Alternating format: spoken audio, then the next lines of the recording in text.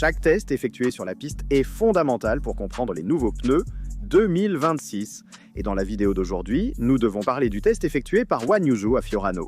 Découvrons les propos de Nico Rosberg et Stefano Domenicali sur Ferrari et plus encore. Nous devons voir pourquoi McLaren n'a pas été aussi performante au Canada. Et à la fin, nous parlons aussi d'Adrian Newey chez Aston Martin car il a commencé à déplacer les premières personnes et a fait des changements importants. Avant de commencer, évidemment, si vous aimez les vidéos, je vous recommande de laisser un like et maintenant, commençons tout de suite. Les préparatifs de la F1 pour 2026 ont débuté et pendant que tous se concentrent sur le présent, Ferrari prend une longueur d'avance. Le ciel était dégagé mais la piste était mouillée artificiellement. Wang Yuzhou, 26 ans, pilote chinois et réserviste chez Ferrari, est descendu en piste. Mais ce n'est pas un test conventionnel, c'est un shakedown stratégique pour le développement des nouveaux pneus. Puis Pirelli, en vue de 2026, Wang Yuzhou conduit une Mulcar, c'est-à-dire une Ferrari Scuderia Ferrari, 24 modifiée pour simuler l'aérodynamique. Et aussi le comportement des monoplaces qui arriveront avec le nouveau règlement technique. En réalité, c'est une F1 déguisée pour tester l'avenir. Mais pourquoi faire rouler Yuzhou plutôt qu'un pilote titulaire? Simple, le travail d'un pilote de réserve aujourd'hui va bien au-delà du simulateur. Ces tests permettront de comparer les performances des pneus slick, full, wet et intermédiaires. Avant de commencer sur piste mouillée, Joe a effectué un relais avec des pneus secs pour avoir une référence précise. Nous parlons de températures de plus de 30 degrés Celsius et d'une piste de 3 km inondée d'eau avec des hydrants pour reproduire les conditions de vraie pluie. Un travail minutieux, suivi en temps réel par les ingénieurs de Pirelli et de Ferrari. Leclerc a également testé les nouveaux pneus de 2026 sur le circuit de Fiorano. Hamilton ne participera pas à ce test. Mais la vraie question est tout de savoir qui sera le protagoniste en 2026 à point des pneus. Et ces tests font partie pendant l'année du développement des pneus Pirelli pour 2026. Oui, parce que en changeant les voitures, physiquement, en fait, elles deviendront plus petites. Et il y aura aussi une différence au niveau du moteur, car ce sera 50% moteur électrique et 50% moteur thermique. Cela va aussi changer la façon dont la puissance est délivrée aux pneus. C'est pourquoi Pirelli fera cette année divers tests avec plusieurs équipes pour tester les nouveaux pneus de l'an prochain. Développer une carcasse qui soit à la fois souple mais résistante. Et un autre grand doute concernera les pneus pluie, c'est pourquoi ils sont testés de manière aussi importante. Mais nous devons aussi parler des déclarations de Nico Rosberg sur Ferrari et sur ce qu'elle devrait faire pour son avenir. Lors de l'émission The F1 Show sur Sky Sports, Rosberg a révélé un fait en coulisses qui fait trembler Maranello. Ferrari envisagerait de créer une base opérationnelle en Angleterre. En effet, une Ferrari anglaise avec un ancrage profond dans la Formule 1 britannique. Et nous en parlons depuis longtemps de la possibilité qu'une Ferrari puisse revenir en Angleterre avec un siège opérationnel. Et donc, pas avec tout le siège, disons le quartier général de Ferrari. Un retour à la Formule 1 des années 80 de Barnard, mais à l'époque moderne. Pourquoi? Pouvoir rivaliser à armes égales avec des équipes comme Mercedes, Red Bull et McLaren, qui ont des structures opérationnelles très intégrées au Royaume-Uni. Rosberg l'a affirmé. Ferrari n'a pas encore atteint le niveau d'excellence des écuries anglaises. Être basé en Italie complique tout, la communication, la logistique et même le marketing, et c'est là qu'il entre en jeu. Lewis Hamilton, le septuple champion du monde, est arrivé à Maranello avec de grands espoirs, mais la réalité est très dure. Après 10 Grands Prix en 2025. La Ferrari a 191 points de retard sur McLaren chez les constructeurs, et Leclerc a 94 points de moins que Piastri. La déception est palpable et selon Rosberg, Hamilton souffre déjà de l'absence d'une figure forte comme Toto Wolff. Un leader opérationnel qui n'existe pas encore chez Ferrari. À ce jour, seuls Ferrari et Sauber, futur Audi, n'ont pas de base au Royaume-Uni. Parce que par exemple, Racing Bulls, anciennement AlphaTauri, qui était Toro Rosso, nous savons qu'elle a une base Hamilton Keynes et une base à Faenza. Toutes les autres équipes de haut niveau travaillent au cœur du laboratoire technologique britannique, avec un flux continu de personnel, de données et d'innovation. Rosberg fait remarquer qu'une base au Royaume-Uni pourrait aider Ferrari à combler l'écart. Mais il y a un énorme risque. Un double siège Italie-Royaume-Uni risque de créer des frictions internes. Qui prend les décisions? Où la voiture est-elle réellement développée? Et surtout, qu'advient-il du cœur italien du cheval cabré? Ferrari envisage une révolution totale, incluant un nouveau siège en Angleterre dans le but de renouer avec la victoire. Mais es-tu contre ou favorable à cette décision? Est-il juste de déplacer une partie de l'équipe en Angleterre pour courir après Red Bull, McLaren et Mercedes? Ou bien perdrait-elle son identité? C'est un sujet que nous avons abordé plusieurs fois. Et maintenant, Nico Rosberg l'a également remis sur le tapis, disant que ce serait la seule chance pour Ferrari de se mettre au niveau des équipes anglaises. Mercedes a fait ce choix il y a longtemps en établissant une base à Brackley en Angleterre pour développer leur monoplace, en plus du siège opérationnel en Allemagne. Nous savons qu'il y a aussi le département moteur à Brixworth, Brackley, Brixworth, Milton Keynes ou même à Silverstone. Elles sont toutes très proches et ce sont toutes des bases opérationnelles, que ce soit du point de vue du développement aérodynamique ou moteur des différentes équipes anglaises. Et donc pourquoi Ferrari devrait-elle rester uniquement en Italie ? Aussi parce que, soyons clairs, la plupart des ingénieurs ne veulent pas changer de mode de vie en changeant de pays. Et c'est un point crucial. Donc une double base Italie-Angleterre, comme c'est le cas actuellement pour Racing Bulls, pourrait aider l'équipe italienne. Nous avons également entendu Domenicali encourager l'hymne « Laissez Vasseur tranquille », mais écoutons en détail ses propos. Selon Frédéric Vasseur, après le Grand Prix du Canada, avec de tels journalistes, on ne remporte pas le championnat du monde. Mais aujourd'hui, c'est Stefano Domenicali en personne qui répond, et non les médias. Le numéro 1 de la Formule 1 a décidé d'intervenir pour défendre publiquement le directeur d'équipe de Ferrari. Nous savons que Stefano Domenicali a lui aussi été ancien directeur d'équipe de Ferrari et il l'a fait publiquement avec des déclarations qui divisent le paddock.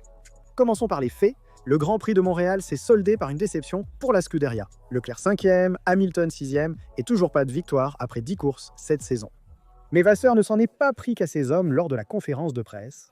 Devant les télévisions, il s'en est pris aux médias pour la pression excessive qu'ils exerceraient autour de l'écurie. Selon lui, ce journalisme ne permet pas de remporter la Coupe du Monde. Une attaque directe, peut-être même trop, et le climat autour de Maranello est de plus en plus tendu. C'est ici qu'intervient Stéphane Domenicali, président et président-directeur général de Liberty Media pour la F1, et c'est quelqu'un qui connaît bien Ferrari, ayant été le directeur d'équipe du Cheval Cabré entre 2008 et 2014. Domenicali a choisi la page de l'équipe pour envoyer un message clair, puissant, qui vaut plus que 1000 analyses. Fred doit utiliser son temps pour travailler, pas pour combattre ce qu'on dit. Il doit se laisser protéger par ceux qui l'entourent. Il fait un excellent travail, je le lui ai dit en personne. Je crois en lui. C'est un soutien très fort. Et surtout, à contre-courant par rapport aux rumeurs qui circulent cette semaine sur Vasseur, critiques, doutes, voire même des hypothèses de changement à la direction. Domenicali sait bien que diriger Ferrari n'est pas comme gérer une autre équipe. Chaque geste est analysé, chaque Grand Prix devient un référendum. Et il le dit clairement, Ferrari est une bête. Seuls ceux qui y travaillent comprennent vraiment la pression qu'elle génère. Et alors, Vasseur, que devrait-il faire maintenant ? Continuer sur sa voie, comme le suggère Domenicali, ou bien s'arrêter pour réfléchir aux critiques qui arrivent. Même de la part de ceux qui, peut-être, aiment vraiment Ferrari et voudraient seulement la voir revenir au sommet. Le soutien de Domenicali envoie un message fort, mais sera-t-il suffisant pour ramener la sérénité ? Maranello. C'est une situation très difficile à affronter à l'intérieur de Ferrari. Pourquoi Vasseur se sent-il aliéné au sein de la Scuderia ? Malgré les critiques des médias, il bénéficie du soutien interne de l'équipe et de Domenicali. Mais le vrai problème, à mon avis, c'est la question technique et un manque de leadership chez Ferrari. Rosberg a commenté la situation difficile de Hamilton chez Ferrari. Selon lui, il y a des problèmes de communication, une lenteur dans les décisions et un manque d'alchimie avec l'équipe. Loin d'une renaissance, ce qui aurait dû être le début d'une ère nouvelle se transforme en cauchemar. À Maranello, après 10 courses en 2025, la Ferrari est toujours sans victoire, mais il y a plus que ça. Lewis Hamilton ne semble pas intégré à l'équipe. Rosberg a essayé d'expliquer ce qui se passe, et son point est clair. Lewis est habitué à un système agile, direct, dit-il. Chez Mercedes, en cas de problème, il en discutait avec Toto pour le régler. C'est totalement différent chez Ferrari. L'ancien champion du monde, aujourd'hui consultant, décrit une Ferrari sans processus décisionnel rapide, avec une bureaucratie interne qui freine ceux qui essaient d'obtenir des résultats immédiats. Le symptôme le plus flagrant de cette déconnexion est le lien avec Riccardo Adami, l'ingénieur de piste de Hamilton. Les communications radio entre les deux sont maladroites et mécaniques. Rien. Aucun lien avec la symbiose historique entre Peter Bonington, le légendaire Bono de Mercedes. Mais comment un pilote de haut niveau peut-il s'adapter à tout cela ? Selon Rosberg, les résultats négatifs ne sont qu'une conséquence et non la cause. Le réel souci est le malaise de Hamilton chez Maranello. Pour lui, le système ne valorise pas la prise de risque. Un environnement où l'erreur est plus punie que la lenteur et un climat où la pression interne freine le développement. En effet, les mises à jour sur la Scuderia Ferrari, 25 prennent du retard. Ferrari continue de travailler sur le projet Seasent 77, mais d'une manière trop prudente au goût de Lewis. Rosberg a affirmé que chez Mercedes, on s'attaque à l'erreur, pas à la personne, alors que chez Ferrari, on craint de se tromper. C'est une perspective totalement nouvelle. Une différence culturelle subtile qui, en Formule 1, distingue les vainqueurs des seconds rôles. Il est important de préciser que Nico Rosberg ne travaille pas chez Ferrari et que ses propos ne sont que des suppositions. Il n'est pas certain que Lewis Hamilton ressente tout cela, mais une chose est indéniable, Lewis n'est pas serein en ce moment. Et un champion comme lui, s'il ne se sent pas écouté, risque de devenir un élément étranger dans le stand. Et à mon avis, la situation de Lewis est très grave. Il a besoin de se sentir plus rassuré par l'équipe, et même si les résultats ne viennent pas, il est important de suivre sa direction. Parce que c'est un septuple champion du monde, et il a de l'expérience, ce qui est très utile au sein de Ferrari, surtout venant d'une personne qui a l'habitude de gagner, ou du moins qui l'a été par le passé. Donc les déclarations de Nico Rosberg sont vraies d'un certain point de vue, dans le sens où il dit que Toto Wolff était une figure de référence au sein de Mercedes. Pour Lewis, actuellement, Lewis n'a pas le même statut chez Ferrari. Il lui manque un point d'appui et une personne capable de coordonner toute l'équipe de manière efficace et surtout rapide. Cela dit, nous devons aussi parler de McLaren et du sujet de l'aileron avant de la Technical Directive 018. McLaren demeure favorite pour la saison, mais quelque chose s'est brisé. La nouvelle directive Technical Directive 018 de la Fédération internationale de l'automobile sur les ailerons flexibles a commencé à avoir un impact. Le week-end du Canada 2025 a clairement montré que les MCL 39 avaient changé. Mais quelles sont les différences significatives? Ferrari s'est retrouvé sous surveillance après des événements survenus à Barcelone. La Fédération internationale de l'automobile introduit des tests plus stricts sur l'aéroélasticité des ailerons avant et la Technical Directive 018 est créée pour éliminer les avantages cachés donnés par la flexion contrôlée des ailerons. Un système utilisé par de nombreuses équipes de pointe pour optimiser l'équilibre entre virages lents et lignes droites. Ferrari et Red Bull avaient accusé McLaren d'être l'équipe la plus exposée. Contre toute attente, McLaren domine le week-end en Espagne, mais les problèmes débutent au Canada. Oscar Piastri et Dan Norris se plaignent de survirage, de difficultés dans les virages et d'un manque de confiance dans la voiture. Et techniquement, tout mène à une seule conclusion. La Technical Directive 018 a obligé Woking à revoir les réglages. Et c'est là que l'histoire devient intéressante, car la Fédération internationale de l'automobile a rappelé les ailerons avant de Ferrari dans son garage, une demi-heure avant les qualifications de Barcelone, à la surprise générale. Pourquoi aucune communication officielle? Mais le simple fait qu'il soit intervenu à la dernière minute indique que quelque chose n'allait pas dans le comportement dynamique de la Scuderia Ferrari 25. Et si le problème n'était pas seulement la McLaren? Avant la directive, les ailerons flexibles offraient un avantage clé. Plus de rigidité et d'appui à l'avant dans les virages lents, favorisant grippe et rotation. En ligne droite, l'aileron fléchissait, réduisant la traînée pour une meilleure vitesse de pointe. Un équilibre idéal pour McLaren. Mais avec la limitation de cette flexion, les équipes doivent maintenant choisir une configuration statique, ce qui pose problème. Plus d'incidence apporte de l'adhérence dans les virages, mais rend la voiture instable à haute vitesse. Moins d'incidence favorise les lignes droites, mais réduit la traction dans les parties sinueuses. À Montréal, ce compromis a cédé pour McLaren. Le Grand Prix du Canada a dévoilé une nouvelle réalité.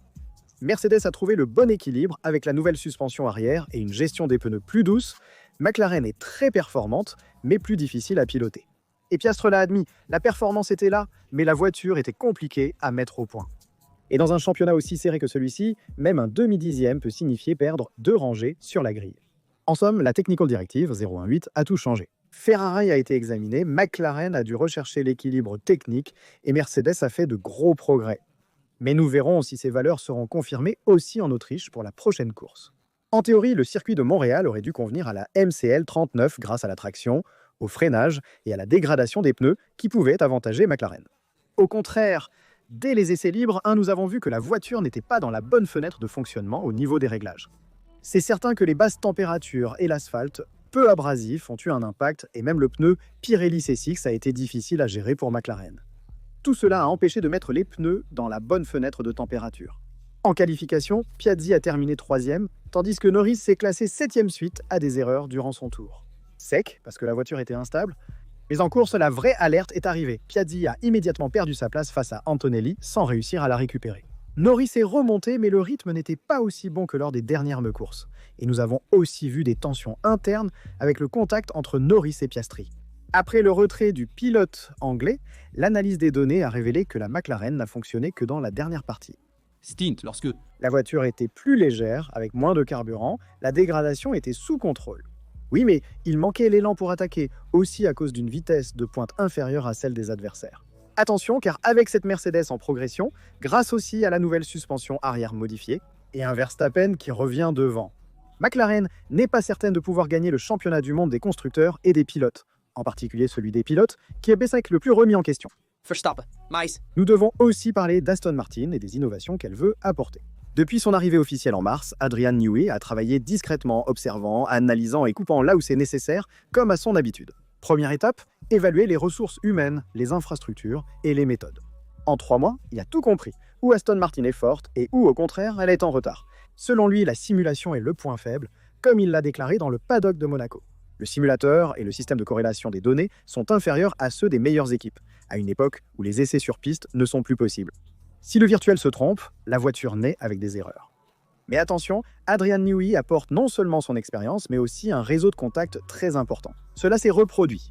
Des ingénieurs de haut niveau, Jill Wood, ex-chef de la simulation chez Red Bull jusqu'en 2014, puis chez Apple, et Joachim Ovino, aérodynamicien de pointe chez Mercedes, jusqu'en 2024, ont quitté leurs équipes respectives pour le suivre. Tous deux ont accepté l'offre d'Aston Martin à la fin de leur période de gardening. en direct. Pourquoi? Travailler avec Newey est une opportunité qui change une carrière. Pour beaucoup, c'est comme entrer chez Google ou Apple à leur âge d'or, une occasion unique. Et donc cela crée cet effet domino qui profite à Aston Martin parce qu'il s'agit d'un réseau d'ingénieurs seniors qui vont suivre Adrian Newey dans cette équipe. À Silverstone, Aston Martin a l'infrastructure nécessaire pour se développer. Seule la direction technique avec vision, expérience et autorité faisait défaut. Et même si cette année 2025 a été en dents de scie, la véritable Aston Martin signée Newey, nous la verrons en 2026. Mais déjà, on voit la différence. La MR25 progresse à nouveau. Alonso est constamment dans le top 10, voire parfois le top 5. Et cela nous montre que Newey ne conçoit pas seulement des voitures, il construit une mentalité, une équipe et une culture de la victoire. En effet, beaucoup de gens sous-estiment Aston Martin pour les prochaines années. Mais considérez qu'il y a Alonso, double champion du monde et pilote extrêmement talentueux, ainsi que Newey qui construit les voitures. Ils peuvent lutter pour le titre depuis des années. Aston Martin a tous les éléments techniques, grâce à Lawrence Stroll, pour rivaliser avec les meilleures équipes. Donc Aston Martin a toutes les cartes en main pour se battre pour le championnat à partir de 2026. Dites-moi dans les commentaires, partagez votre opinion sur les thèmes discutés dans la vidéo. N'oubliez pas de liker, vous abonner et activer les notifications pour ne rien manquer. D'autres vidéos liées sont disponibles. C'est Rastaduto, à bientôt pour une nouvelle vidéo.